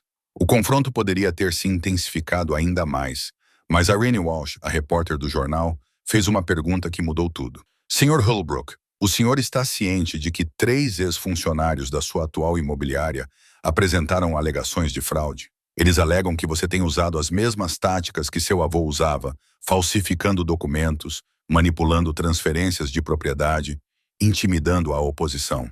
Gordon empalideceu. Não sei do que você está falando. Tenho declarações de 2 contadores e um assistente jurídico, continuou Irene, claramente saboreando o momento. Eles dizem que vêm documentando suas práticas há meses, esperando o momento certo para se manifestarem. Aparentemente, a maçã do seu avô não caiu longe da árvore. O telefone de Philip vibrou. Ele leu a mensagem e sorriu com tristeza. Era do gabinete do promotor público. Eles querem se encontrar conosco esta tarde. Parece que pode haver motivos para acusações criminais, afinal. Não pelo que aconteceu em 1947, mas pelo que tem acontecido recentemente. Os advogados de Gordon imediatamente começaram a afastá-lo, falando com urgência sobre invocar seus direitos da Quinta Emenda. O homem confiante e agressivo que invadiu o apartamento de Mark na noite anterior havia desaparecido, substituído por alguém que de repente compreendeu que toda a sua vida estava desmoronando. Quando o contingente de Holbrook se retirou, a multidão explodiu em aplausos. Ruth Morrison, a senhora idosa que havia falado anteriormente, aproximou-se de Margaret com lágrimas nos olhos. Obrigada, disse ela simplesmente. Meu pai morreu acreditando que tinha nos decepcionado porque perdeu o emprego. Agora talvez eu possa dizer aos netos dele que não foi culpa dele, que ele foi vítima de algo maior. Outras pessoas se aproximaram, descendentes de funcionários da Thornhill, moradores de longa data com lembranças da família, historiadores e genealogistas fascinados pela história. O que havia começado como a busca de justiça de uma família se tornou algo maior, uma comunidade confrontando sua própria história. Philip puxou Mark, Margaret e Gregory para o lado. O promotor quer depoimentos de todos vocês. Eles estão investigando Gordon por intimidação de testemunhas, invasão de propriedade e, possivelmente, fraude, se conseguirem provar que seus negócios recentes refletem os métodos de seu avô. Isso é maior do que pensávamos. E a propriedade? Perguntou Gregory. Acho que vamos conseguir, disse Philip. Entre a carta de confissão, os documentos falsificados, o diário de Catherine e agora o memorando vazado mostrando premeditação, temos um caso irrefutável. O fundo foi construído com base em fraude. Ele nunca deveria ter sido válido. Margaret olhou para Mark. Nada disso teria acontecido sem você. Você sabe disso, certo? Mark sentiu a garganta apertar. Eu só encontrei um baú. Você encontrou a verdade. Margaret corrigiu. E você lutou por ela quando tinha todos os motivos para desistir. Minha avó teria ficado grata. Minha mãe teria ficado impressionada. Estou honrado por ter te conhecido. Harold Caldwell se aproximou deles carregando uma pasta. Sr. Ellery, eu falei sério quando disse isso antes. Quando essa propriedade for transferida para a família Ashford, e ela se tornará um local histórico. Precisaremos de alguém para documentar sua história, catalogar os artefatos, fazer visitas guiadas, manter os arquivos. O cargo paga 45 mil por ano, mais benefícios. Você está interessado? Mark olhou para os filhos. Krista estava radiante. Kenneth acenava com a cabeça, encorajador. Um emprego de verdade, renda estável, um propósito além de apenas sobreviver. Sim, disse Mark. Estou muito interessado. O resto do dia passou em uma confusão de entrevistas, reuniões jurídicas e depoimentos à polícia. À noite, a história já havia se tornado nacional. Os âncoras de noticiários discutiam o assunto, especialistas jurídicos davam suas opiniões, especialistas em ética debatiam as questões levantadas sobre justiça histórica e riqueza geracional, construída com base em roubos. Mark voltou para a porta de seu apartamento, ainda quebrada pela entrada forçada de Gordon, e encontrou vizinhos com quem mal falava há meses, esperando para oferecer ajuda para consertá-la. Seu telefone estava cheio de mensagens de antigos colegas de trabalho, ex-amigos e até mesmo de sua ex-esposa Lorraine, todos expressando orgulho e apoio. Pela primeira vez em 8 meses, Mark Ellery foi para a cama sentindo que era importante, não por causa do dinheiro ou do status, mas porque tinha feito algo que precisava ser feito. Ele tinha dado voz a pessoas que haviam sido silenciadas e percebeu que isso valia mais do que qualquer salário. 3 meses depois, o outono chegou à cidade com sua luz dourada e seu ar fresco. A mansão Thornhill ficava no final da Maple Street, não mais abandonada e esquecida, mas cheia de atividade. Equipes de restauração trabalhavam cuidadosamente para preservar seu caráter histórico, tornando-a segura e funcional. O portão de ferro havia sido consertado e pintado, o terreno limpo e ajardinado. Mark Ellery estava no que havia sido o escritório de James Thornhill, agora convertido em uma sala de arquivos. Prateleiras revestiam as paredes, cheias de documentos, fotografias e artefatos cuidadosamente catalogados. Seu cartão de visita estava sobre a mesa. Mark Ellery, historiador imobiliário e consultor de preservação. Fundação Histórica Thornhill. A batalha judicial havia sido resolvida mais rápido do que qualquer um esperava. Diante de provas contundentes e dos crescentes problemas criminais de Gordon Holbrook, o fundo havia cedido a propriedade sem uma longa disputa judicial, e Margaret e Gregory imediatamente criaram a fundação, dedicada a preservar a mansão e contar a história completa do que havia acontecido com sua família. O salário de Mark significava que ele podia pagar o aluguel em dia e até mesmo começar a economizar dinheiro. Pequenas mudanças transformaram sua vida cotidiana. Uma nova cafeteira, consertos de coisas que estavam quebradas há muito tempo, a simples dignidade de não se preocupar com cada centavo. Mas as mudanças maiores foram internas. Ele agora andava de maneira diferente, mantinha-se mais ereto, olhava nos olhos das pessoas com a confiança que havia perdido em algum momento durante aqueles 8 meses de desemprego. A porta de seu apartamento havia sido devidamente consertada. As cartas ameaçadoras agora eram provas no julgamento criminal de Gordon Holbrook. O homem que parecia tão poderoso e intocável enfrentava acusações de intimidação de testemunhas, invasão de propriedade e várias acusações de fraude imobiliária. Seu império empresarial estava desmoronando à medida que os investigadores descobriam décadas de práticas questionáveis. Krista havia se transferido para a Universidade Estadual com uma bolsa integral, a Bolsa Memorial Ellelanena Thornhill, criada pela fundação. Ela ligava para Mark todos os domingos, com a voz alegre da felicidade de alguém que finalmente estava perseguindo seus sonhos. Ela declarou que se formaria em História, inspirada por ver seu pai ajudar a descobrir a verdade que havia ficado enterrada por gerações. Kenneth levava sua família para visitá-la com frequência, e sua filha deu seus primeiros passos no grande hall de entrada da mansão. Mark lhes dava visitas guiadas particulares, apontando detalhes que havia descoberto durante sua pesquisa e contando histórias sobre as pessoas que haviam vivido ali. Seu neto cresceria sabendo que, às vezes, pessoas comuns podem fazer diferenças extraordinárias. O dia da inauguração da mansão como museu atraiu centenas de pessoas. Margaret fez o discurso de dedicação, com voz forte e clara, honrando a memória de sua avó Ellelanena. Ela nunca desistiu de acreditar que a verdade era importante. Hoje está provado que ela estava certa. As exposições que Mark organizou contavam a história completa. Não apenas o roubo e a injustiça, mas também o serviço militar de James Thornhill, a luta corajosa de Ellelanena pelo reconhecimento e a vida inteira de Catherine carregando verdades difíceis. O baú ocupava um lugar de honra, exposto em uma vitrine climatizada com um texto explicativo sobre como sua descoberta mudou tudo. A exposição favorita de Mark era menor, mais pessoal. Ela apresentava as luvas de trabalho e a vassoura que ele carregara para a mansão naquele primeiro dia, montadas na parede com uma placa simples. Às vezes, a história fica escondida, esperando por alguém corajoso o suficiente para procurá-la. A fundação atraiu o interesse de historiadores de todo o país. Universidades enviaram pesquisadores para estudar os documentos. Genealogistas ajudaram a localizar outros descendentes de funcionários da Thornhill Manufacturing, alguns dos quais receberam indenização de um fundo para vítimas criado pela fundação. O que começou como a história de uma família se tornou uma análise mais ampla de como a injustiça econômica se propagou por gerações. Ruth Morrison contribuiu com histórias orais, assim como outros moradores idosos da cidade que se lembravam da família Thornhill. A mansão passou a sediar eventos comunitários, agora concertos, palestras e casamentos no jardim restaurado. Tudo o que James Thornhill teria desejado, pensou Mark. Um lugar que servia e acolhia as pessoas, em vez de ficar vazio e isolado. A vida pessoal de Mark havia melhorado de maneiras mais discretas. Ele estava namorando Patrícia, uma bibliotecária que o ajudara em sua pesquisa. Nada sério ainda, mas companheirismo e conversas, a possibilidade de uma conexão. Sua relação com Lorraine havia se tornado genuinamente amigável. Ela enviou um cartão parabenizando-o, admitindo que estava impressionada com o que ele havia conquistado.